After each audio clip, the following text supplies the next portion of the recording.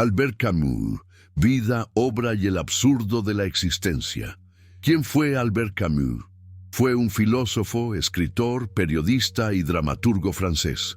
Para la creación de este video utilizamos los libros Albert Camus, Una vida de Olivier Todd y Camus de Herbert R. Lotman como referencia. Si te gusta la historia y las biografías, suscríbete al canal. Tenemos videos todos los días y no olvides darles me gusta, nos ayudan mucho. Cuéntame en los comentarios qué nombre te gustaría ver en el canal de Historia Lab Academia. Gracias. Capítulo 1. Orígenes y nacimiento, de 1913 a 1923.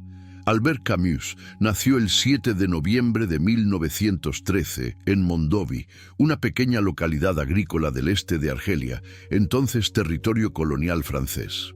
Su llegada al mundo estuvo marcada desde el inicio por una combinación de precariedad material y silencio familiar que dejaría huellas profundas en su forma de mirar la existencia.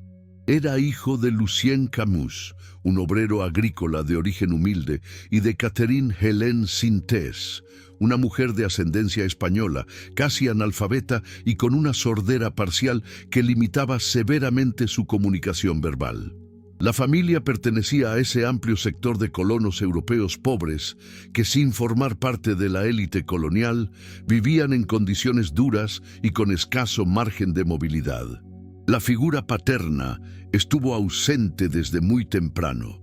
Lucien Camus fue movilizado como soldado durante la Primera Guerra Mundial y murió a consecuencia de las heridas sufridas en el frente.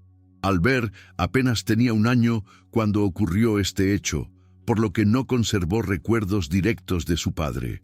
Sin embargo, la muerte temprana del progenitor no fue un simple dato biográfico, sino una ausencia estructural que marcó el núcleo familiar. Camus crecería sin una imagen paterna concreta, rodeado de silencios y relatos fragmentarios, lo que contribuyó a una temprana conciencia de la fragilidad humana y del carácter arbitrario del destino. Tras la muerte del padre, la familia se trasladó a Argel y se instaló en el barrio popular de Belcourt. Allí, Albert vivió con su madre, su hermano mayor y su abuela materna en un departamento pequeño, austero y carente de comodidades. La abuela, de carácter severo, administraba el hogar con una disciplina estricta, mientras que la madre, reservada y callada, trabajaba como empleada doméstica para sostener económicamente a la familia. La pobreza no era circunstancial, sino persistente, y formaba parte del paisaje cotidiano del niño: ropa gastada, muebles mínimos y una economía basada en la contención constante. El ambiente doméstico se caracterizaba por la escasez de palabras. La madre hablaba poco, no solo por su limitación auditiva, sino también por una forma de estar en el mundo marcada por la discreción y la resignación. Este silencio familiar no implicaba frialdad emocional, sino una forma distinta de vínculo, más basada en la presencia física que en el intercambio verbal. Camus crecería en ese entorno aprendiendo a observar antes que a explicar, a percibir gestos y actitudes en lugar de discursos elaborados. Durante sus primeros años, la vida de Albert transcurrió en las calles de Belcourt, un barrio denso, popular y vibrante, donde la convivencia entre niños se daba al aire libre. El juego, el fútbol improvisado y el contacto directo con la luz, el calor y el mar formaron parte de su experiencia cotidiana. Esa relación temprana con el entorno físico, marcada por el sol intenso y el espacio abierto, generó en él una sensibilidad particular hacia el cuerpo, la naturaleza y las sensaciones inmediatas. No se trataba de una reflexión consciente, sino de una forma de estar en el mundo que precedió a cualquier elaboración intelectual. La pobreza estructural en la que creció no se vivía como una abstracción, sino como una realidad concreta que definía límites claros. El dinero escaseaba, las oportunidades eran reducidas y el horizonte vital parecía estrecho. Sin embargo, Camus no describiría estos años como un tiempo de miseria moral, sino como una etapa en la que la dignidad se preservaba a través de pequeños gestos cotidianos. La familia, pese a sus carencias, mantenía una forma de cohesión que ofrecía cierta estabilidad emocional. Desde muy pequeño, Albert mostró una sensibilidad particular hacia su entorno. Observaba con atención a los adultos, escuchaba fragmentos de conversaciones y registraba los contrastes entre el silencio del hogar y el bullicio del barrio. Esta capacidad de observación temprana no se traducía aún en palabras, pero sentó las bases de una mirada atenta a los detalles y a las tensiones invisibles de la vida cotidiana. Su infancia no estuvo marcada por eventos extraordinarios, sino por una acumulación de experiencias simples que con el tiempo adquirirían un peso simbólico considerable. En estos primeros años no hubo todavía una conciencia clara del contexto político o social en el que vivía. El niño Camus no reflexionaba sobre la colonización ni sobre las jerarquías raciales de la Argelia francesa. Su mundo inmediato estaba delimitado por la familia, la escuela primaria que comenzaría a frecuentar más adelante y el espacio del barrio. La historia, en ese momento, no aparecía como un concepto, sino como una serie de consecuencias prácticas. La ausencia del padre, la necesidad de trabajar de la madre y la dureza de la vida cotidiana.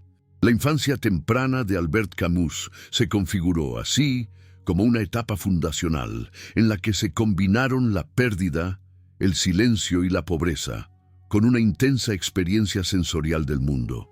Sin discursos ideológicos ni explicaciones elaboradas, estos años construyeron el sustrato humano desde el cual, más adelante, surgirían sus preguntas esenciales sobre la justicia, el sufrimiento y la condición humana. Capítulo 2. Infancia, educación y despertar intelectual, de 1923 a 1932. El ingreso de Albert Camus a la escuela primaria marcó un giro decisivo en una vida que, hasta entonces, había estado delimitada por el ámbito doméstico y las calles de Belcourt. La escuela no fue solo un espacio de aprendizaje formal, sino el primer lugar donde se hizo visible una posibilidad distinta de futuro. En ese entorno apareció una figura clave, su maestro Louis Germain, quien detectó en el niño una inteligencia atenta y una capacidad poco común para la comprensión y la expresión escrita. Germain no se limitó a impartir contenidos, actuó como mediador entre un alumno talentoso y un sistema educativo que en muchos casos excluía a los niños de origen humilde. El vínculo entre maestro y alumno se construyó sobre la exigencia y la confianza. Camus destacó por su disciplina, su curiosidad y su disposición al esfuerzo, cualidades que contrastaban con las limitaciones materiales de su hogar. El reconocimiento escolar abrió la puerta a becas y apoyos que hicieron posible la continuidad de sus estudios, algo que no estaba garantizado para un niño de su entorno social. La educación comenzó a funcionar como una vía concreta de movilidad, no entendida como ascenso social inmediato, sino como ampliación del horizonte intelectual. Durante estos años, Camus entró en contacto con la lectura de manera sistemática. Los libros dejaron de ser objetos lejanos para convertirse en herramientas de exploración personal. La literatura le ofreció un lenguaje para nombrar experiencias que hasta entonces habían permanecido mudas. No se trató de una adhesión temprana a una corriente filosófica, sino de un descubrimiento progresivo del poder de las palabras para ordenar el mundo y comprender las emociones humanas. La lectura no operó como evasión, sino como una forma de intensificación de la realidad. El cuerpo, sin embargo, introdujo un límite inesperado. En 1930, Camus fue diagnosticado con tuberculosis, una enfermedad grave en ese contexto y con escasas opciones terapéuticas. Este hecho interrumpió bruscamente su ritmo de vida y lo obligó a largos periodos de reposo. La enfermedad no fue solo un episodio médico, sino una experiencia formativa que alteró su relación con el tiempo y la fragilidad física.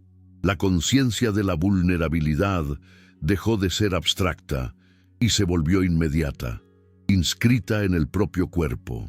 La tuberculosis impuso restricciones severas a sus actividades, en especial a la práctica deportiva, que hasta entonces había sido una fuente importante de equilibrio y pertenencia.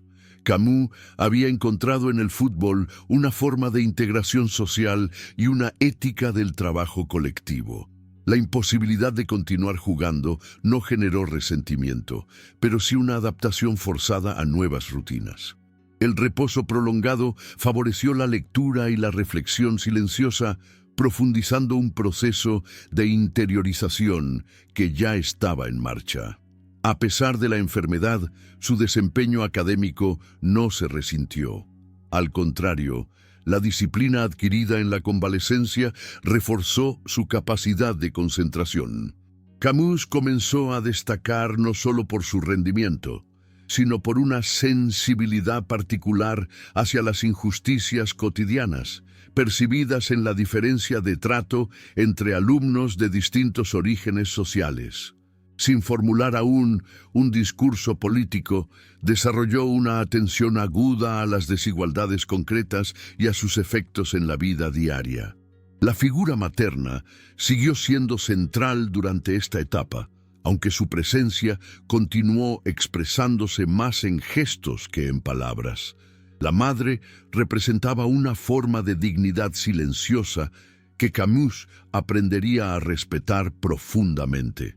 Esa ética implícita, basada en la resistencia cotidiana y la sobriedad emocional, influyó en su manera de concebir el valor humano sin necesidad de grandes declaraciones morales. Al finalizar este periodo, Camus ya no era solo un niño aplicado, sino un joven consciente de que el conocimiento podía ser una forma de emancipación interior. La escuela había ampliado su mundo, la enfermedad había agudizado su percepción de la finitud y la lectura había abierto un espacio de reflexión personal. Sin proponérselo explícitamente, estaba construyendo las bases de una mirada crítica que en los años siguientes encontraría formas más definidas de expresión intelectual. Capítulo 3. Juventud universitaria y primeras ideas filosóficas, de 1932 a 1939. El ingreso de Albert Camus a la Universidad de Argel representó un cambio cualitativo en su formación intelectual y personal. Por primera vez, su relación con el conocimiento dejó de estar mediada exclusivamente por la escuela y pasó a inscribirse en un espacio de debate, lectura sistemática y confrontación de ideas. Estudió filosofía, una elección que no respondió a una vocación abstracta, sino a la necesidad de comprender la experiencia humana desde sus fundamentos. La universidad no fue para Camus un refugio teórico, sino un laboratorio donde contrastar la vida concreta con las ideas.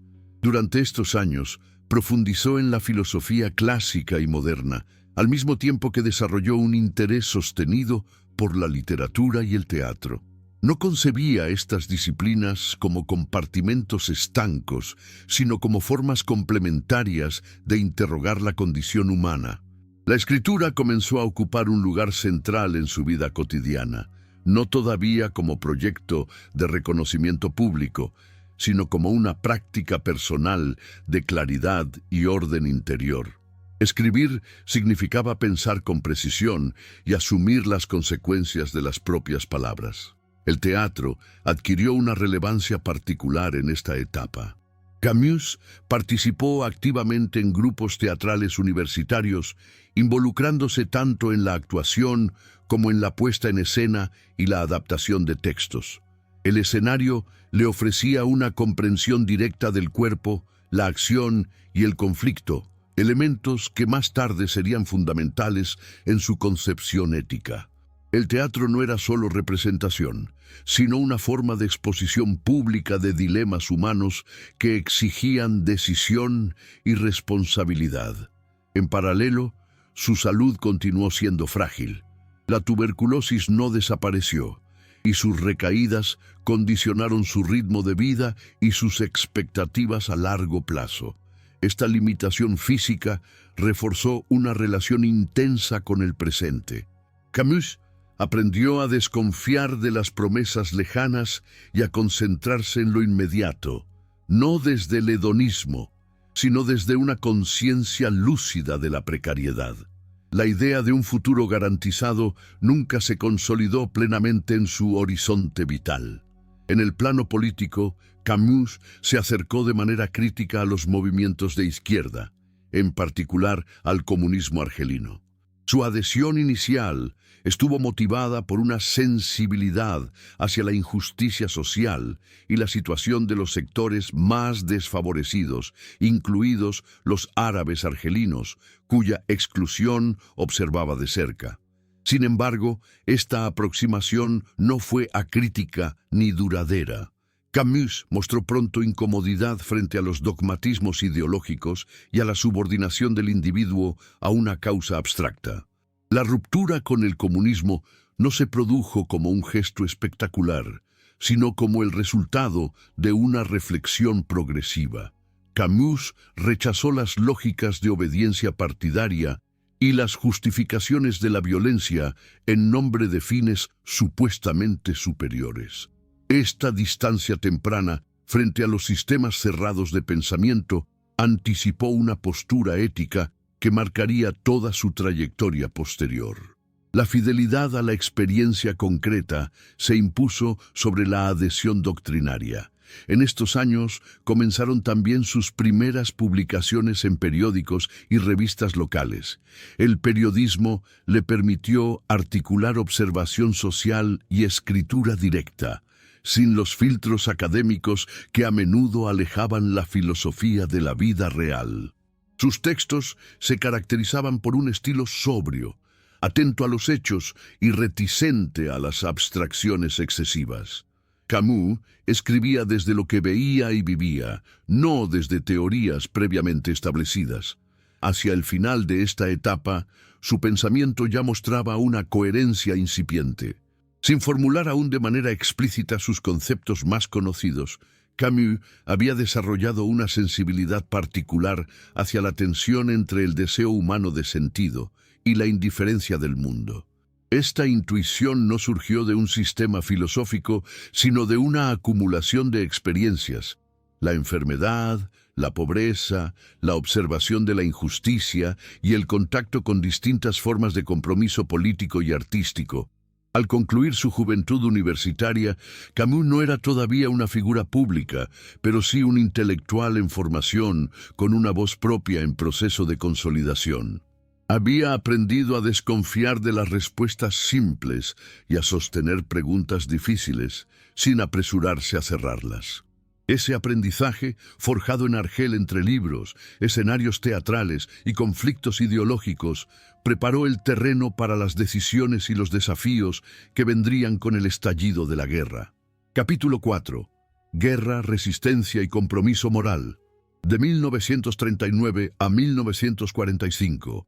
El estallido de la Segunda Guerra Mundial alteró de manera decisiva la trayectoria vital de Albert Camus y lo obligó a confrontar, en 1900, condiciones extremas, las preguntas éticas que hasta entonces había explorado desde la reflexión y la experiencia personal.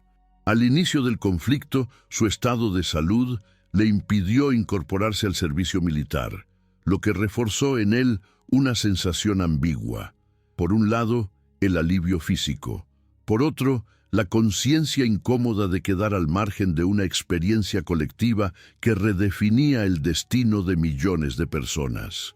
Esta exclusión involuntaria no lo condujo a la pasividad, sino a la búsqueda de otras formas de participación.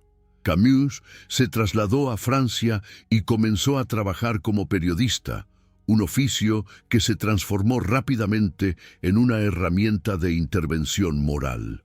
En un contexto de censura, propaganda y manipulación informativa, el periodismo dejó de ser para él una actividad descriptiva y pasó a convertirse en un espacio de responsabilidad. Escribir implicaba elegir, omitir, resistir. Cada texto suponía una toma de posición frente a la ocupación alemana y frente a las formas de colaboración que se extendían en distintos sectores de la sociedad francesa. Durante la ocupación, Camus se integró a la resistencia francesa a través del periódico clandestino Combat. Su participación no se limitó a tareas logísticas. Asumió funciones editoriales y redactó numerosos artículos que circularon de manera secreta. Estos textos no apelaban a consignas grandilocuentes ni a promesas de redención futura. Se centraban más bien en la defensa de valores inmediatos como la dignidad, la honestidad y la coherencia entre palabra y acción. Para Camus, resistir no significaba únicamente oponerse al enemigo externo, sino preservar una cierta idea de humanidad en medio de la violencia. La experiencia de la clandestinidad modificó profundamente su relación con la escritura. El riesgo constante obligaba a una economía del lenguaje y a una claridad sin adornos. Cada palabra debía ser necesaria, comprensible y justa. Esta exigencia reforzó un estilo sobrio y directo, alejado tanto del lirismo excesivo como del discurso ideológico rígido. Camus entendió que, en tiempos de guerra, la confusión moral podía ser tan destructiva como las armas, y que el lenguaje tenía la capacidad de ordenar o de corromper la experiencia colectiva. En este período, su reflexión ética se volvió inseparable de la acción concreta. La guerra le mostró que las decisiones morales no se toman en abstracto, sino en situaciones límite, donde todas las opciones implican algún tipo de pérdida. Camus no idealizó la violencia ni la justificó como medio inevitable, pero reconoció la complejidad de actuar en un mundo dominado por la injusticia y la fuerza. Esta tensión entre la necesidad de actuar y el rechazo a los absolutos morales simples se convirtió en un eje central de su pensamiento. Al mismo tiempo, continuó escribiendo obras literarias que dialogaban de manera indirecta con el contexto bélico. La creación no fue un refugio escapista, sino una forma paralela de interrogación. La guerra intensificó su percepción de la distancia entre las aspiraciones humanas y la realidad histórica, una brecha que no se resolvía con optimismo ni con resignación.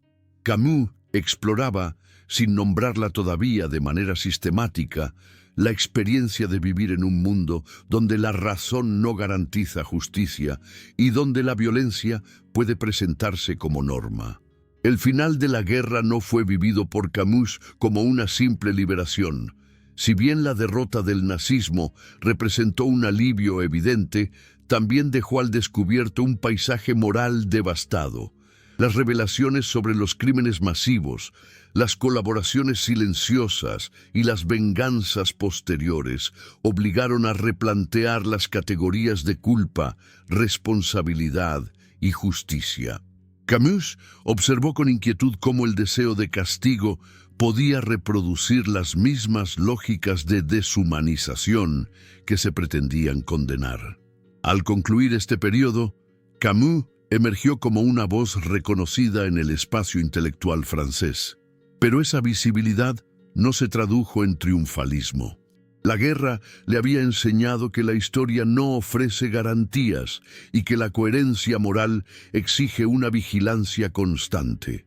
Su compromiso no se orientó hacia la construcción de sistemas teóricos cerrados, sino hacia la defensa de una ética situada, consciente de sus límites y de sus contradicciones. Con la experiencia de la resistencia aún reciente, Camus estaba preparado para formular, en los años siguientes, una de las reflexiones más influyentes del pensamiento contemporáneo. Capítulo 5. El absurdo y la consagración intelectual, de 1945 a 1951. El final de la guerra abrió para Albert Camus un período de intensa actividad intelectual y de exposición pública que consolidó definitivamente su lugar en la vida cultural francesa y europea. La experiencia acumulada durante los años de ocupación no se tradujo en un repliegue, sino en una necesidad de pensar con mayor rigor las condiciones de la existencia humana en un mundo que había demostrado su capacidad para el desastre. Camus no buscó ofrecer consuelo ni sistemas explicativos cerrados. Su objetivo fue formular preguntas claras en un escenario donde las certezas tradicionales habían perdido legitimidad. En este contexto, aparecieron dos obras fundamentales que marcaron un punto de inflexión: El extranjero y El mito de Sísifo. Ambas fueron publicadas en un momento en que la sociedad francesa intentaba reconstruirse material y moralmente. El extranjero presentó a un personaje que desconcertó a lectores y críticos por igual. Meursault no encarnaba al héroe clásico ni al villano reconocible, sino a un individuo cuya indiferencia frente a los códigos sociales revelaba la fragilidad de las normas que organizan la vida colectiva. La novela no proponía un modelo de conducta, sino un espejo incómodo que obligaba a interrogar las expectativas morales impuestas. La recepción de la obra fue intensa y contradictoria. Algunos lectores interpretaron el texto como una provocación nihilista, mientras otros percibieron en él una descripción honesta de la distancia entre la experiencia individual y las convenciones sociales. Camus se mantuvo al margen de estas lecturas extremas. Para él, la novela no era una tesis disfrazada, sino una exploración narrativa de una situación humana límite, donde el juicio social se impone sobre la comprensión del individuo. De manera complementaria, el mito de Sísifo abordó de forma ensayística una cuestión central: la relación entre la búsqueda humana de sentido y un mundo que no ofrece respuestas trascendentes. Camus no presentó el absurdo como una doctrina, sino como una experiencia que surge del choque entre el deseo de claridad y el silencio del universo. Esta formulación evitó tanto el pesimismo paralizante como el optimismo forzado. Reconocer el absurdo no implicaba renunciar a la vida, sino asumirla sin ilusiones metafísicas.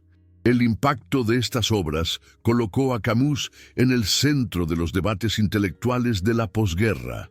Fue asociado con frecuencia al existencialismo, aunque él mismo rechazó esa etiqueta de manera consistente. Su distancia no se debía a una disputa terminológica, sino a diferencias profundas en la manera de concebir la libertad, la responsabilidad y la relación entre pensamiento y acción. Camus desconfiaba de las construcciones filosóficas que justificaban cualquier medio en nombre de un fin último, incluso cuando se presentaban como emancipadoras. Durante estos años, su actividad periodística continuó siendo relevante. Desde distintos espacios editoriales, Camus reflexionó sobre la justicia, la pena de muerte, la reconstrucción social y los riesgos del fanatismo político. Su tono se mantuvo firme pero contenido, evitando el discurso incendiario. Para él, la autoridad moral no provenía del volumen de la denuncia, sino de la coherencia entre principios y actos. Esta postura le ganó respeto, pero también críticas de quienes consideraban insuficiente su rechazo a las soluciones radicales. La consagración intelectual no alteró de manera sustancial su modo de vida ni su relación con el trabajo. Camus mantuvo una disciplina rigurosa y una actitud reservada frente a la celebridad. La notoriedad pública no era vivida como un triunfo personal, sino como una responsabilidad adicional. Sabía que sus palabras podían influir en el debate social y asumía ese peso con cautela, consciente de los peligros de convertirse en una voz dogmática.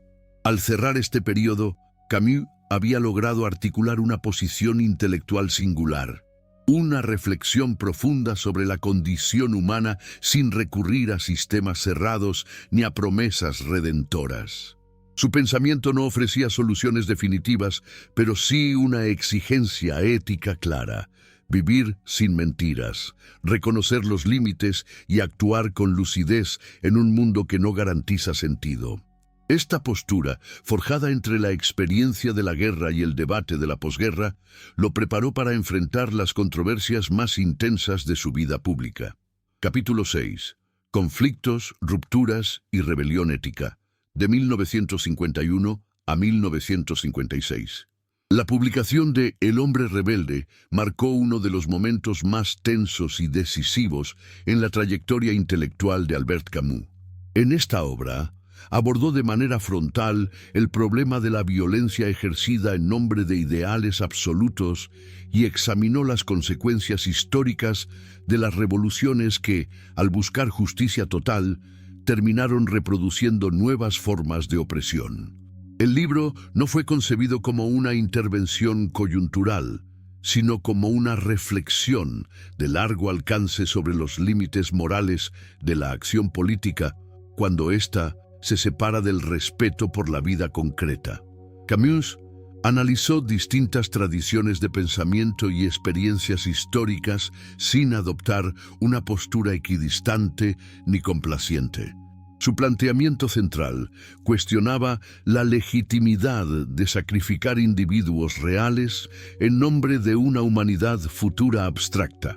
Esta posición lo colocó en una situación incómoda dentro del campo intelectual de izquierda, donde predominaba una lectura más indulgente de los regímenes revolucionarios.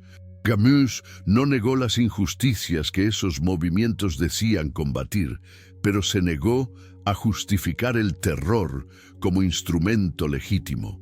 La reacción al libro fue inmediata y polarizada. Intelectuales influyentes lo acusaron de ingenuidad política y de carecer de una comprensión adecuada de las dinámicas históricas. La polémica más conocida fue la ruptura pública con Jean-Paul Sartre, con quien hasta entonces había mantenido una relación de respeto mutuo. El conflicto no se redujo a un desacuerdo personal, sino que expresó dos concepciones éticas irreconciliables. Una que aceptaba la violencia como medio transitorio hacia un fin emancipador, y otra que insistía en límites infranqueables, incluso en situaciones extremas. Camus vivió esta ruptura con una mezcla de firmeza y aislamiento. No buscó reconciliaciones estratégicas ni moderó sus planteamientos para recuperar consenso. Asumió el costo de quedar al margen de ciertos círculos intelectuales dominantes, convencido de que la coherencia moral no podía subordinarse a la pertenencia grupal. Este distanciamiento reforzó su imagen pública como una figura incómoda, difícil de clasificar y resistente a las alineaciones automáticas. En el plano personal, este periodo estuvo marcado por una sensación creciente de soledad intelectual.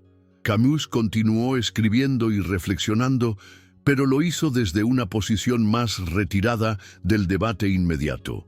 No abandonó la vida pública ni el periodismo, pero redujo la frecuencia de sus intervenciones polémicas. Esta retirada parcial no implicó renuncia, sino una reorientación hacia una reflexión más introspectiva sobre la responsabilidad individual frente a la historia.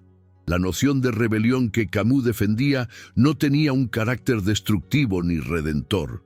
Se trataba de una afirmación de límites, de una negativa a aceptar la injusticia sin convertirse en su espejo. La rebelión, entendida de este modo, no prometía un final feliz ni una resolución definitiva de los conflictos humanos. Funcionaba como una tensión permanente entre la exigencia de justicia y el reconocimiento de la imperfección humana. Durante estos años, Camus también reflexionó sobre el papel del intelectual en la sociedad. Rechazó la figura del pensador, que dicta soluciones universales desde una posición de superioridad moral. Para él, el intelectual debía asumir la incertidumbre, hablar con cautela y aceptar la posibilidad de error.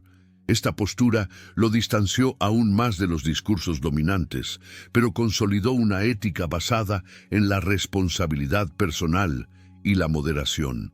Al finalizar este periodo, Camus se encontraba en una posición paradójica. Era una figura reconocida internacionalmente, pero cada vez más aislada dentro de ciertos espacios ideológicos.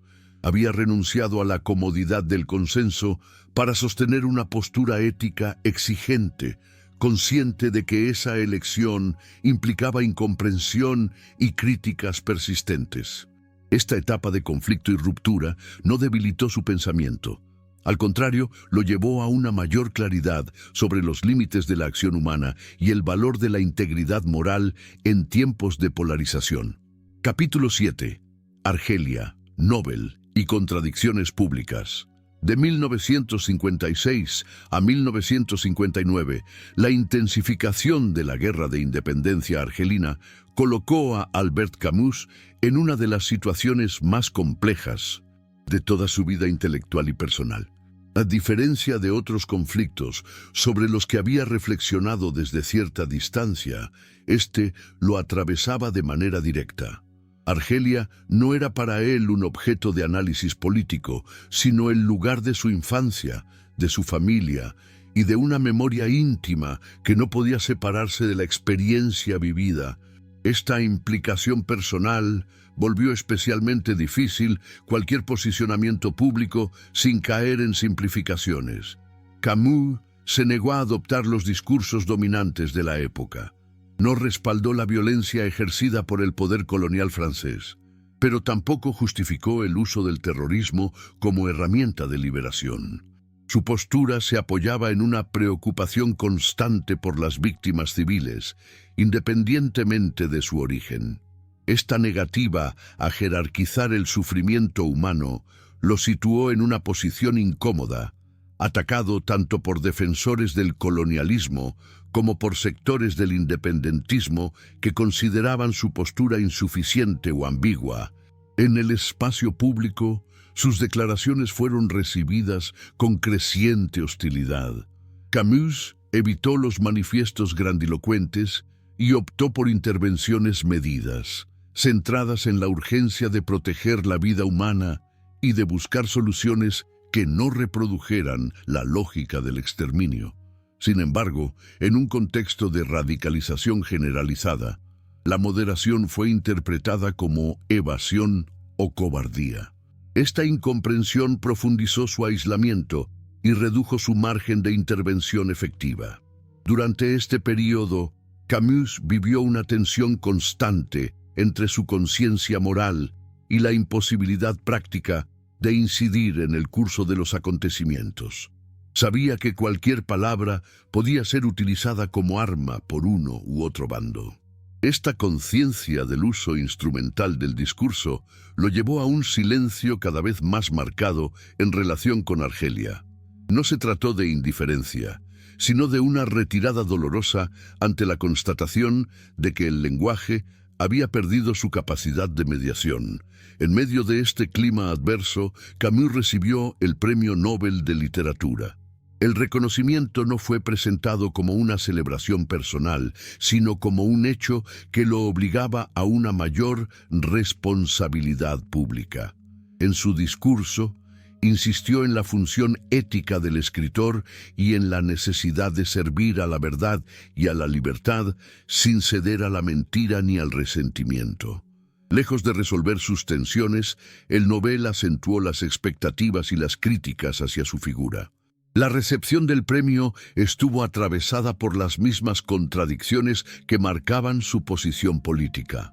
Para algunos, Camus representaba una conciencia moral incómoda, pero necesaria.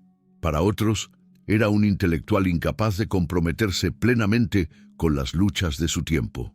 Él mismo vivió este reconocimiento con ambivalencia, consciente de que la consagración institucional no resolvía los dilemas éticos que lo acompañaban. En lo personal, estos años estuvieron marcados por una creciente sensación de soledad. Camus se alejaba progresivamente de los círculos intelectuales más ruidosos y concentraba su energía en proyectos creativos que le permitieran recuperar una relación más directa con la experiencia humana. El desgaste emocional provocado por el conflicto argelino y por las polémicas constantes dejó una huella visible en su estado de ánimo y en su forma de relacionarse con el mundo. Al finalizar este período, Camus se encontraba en una posición singular, reconocido internacionalmente y al mismo tiempo profundamente cuestionado. Había elegido no sacrificar su exigencia ética en favor de alineamientos automáticos, aun cuando esa decisión implicara incomprensión y aislamiento. Esta etapa condensó de manera extrema las contradicciones de su pensamiento y de su tiempo, preparándolo, sin saberlo, para un cierre abrupto e inesperado de su trayectoria. Capítulo 8. Últimos años. Fallecimiento y legado. De 1959 a 1960. En los últimos meses de su vida, Albert Camus atravesó un período de repliegue reflexivo y de concentración creativa. Lejos del ruido de las polémicas públicas, buscó recuperar una relación más directa con la escritura, entendida no como intervención ideológica inmediata, sino como exploración paciente de la experiencia humana.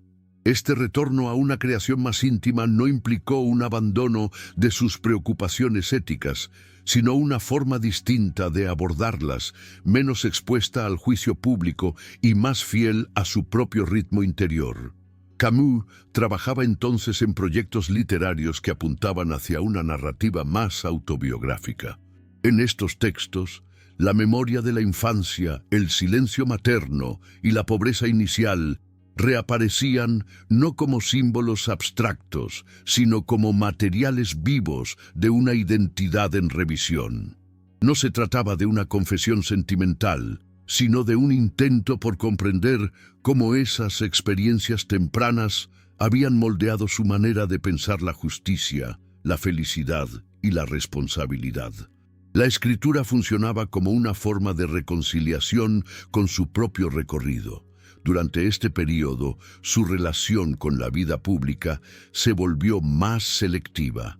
Camus aceptaba su visibilidad como una consecuencia inevitable de su trayectoria, pero evitaba posicionarse como referente moral absoluto.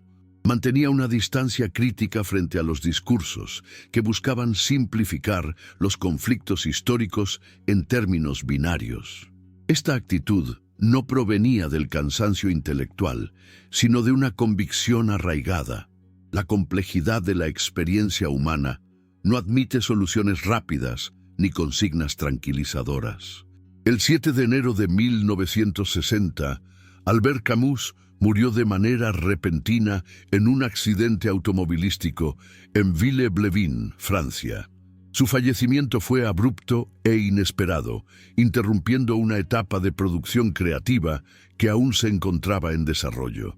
La noticia generó una conmoción inmediata en el mundo cultural europeo, no solo por la pérdida del escritor, sino por la sensación de una obra abierta, inconclusa en el mejor sentido del término. La reacción posterior a su muerte puso de manifiesto la singularidad de su figura. Camus no dejó una escuela ni un sistema filosófico cerrado. Su legado no se organizó en torno a doctrinas, sino a una exigencia ética persistente: pensar sin mentir, actuar sin justificar la violencia indiscriminada y asumir la responsabilidad individual incluso en contextos históricos adversos. Esta herencia resultó difícil de instrumentalizar precisamente porque resistía las apropiaciones simplificadoras. Con el paso del tiempo, su obra fue leída desde perspectivas diversas y, en ocasiones, contradictorias. Algunos intentaron integrarlo a tradiciones filosóficas específicas. Otros lo reivindicaron como un escritor moral antes que como un pensador sistemático. Sin embargo, estas clasificaciones nunca agotaron el sentido de su trabajo. Camus se mantuvo como una figura fronteriza situada entre la literatura, la reflexión ética y la experiencia vivida. Su pensamiento conservó vigencia no por ofrecer respuestas definitivas, sino por sostener preguntas incómodas con una honestidad poco frecuente. La tensión entre justicia y violencia, entre compromiso y límite, entre lucidez y esperanza moderada, continuó interpelando a generaciones posteriores sin necesidad de actualizaciones forzadas. Camus no propuso un camino seguro, sino una actitud frente al mundo, la de quien se niega a aceptar la injusticia sin convertirse en su reflejo. Así, la vida y la obra de Albert Camus quedaron unidas por una coherencia exigente, construida a lo largo de experiencias personales, conflictos históricos y decisiones intelectuales difíciles.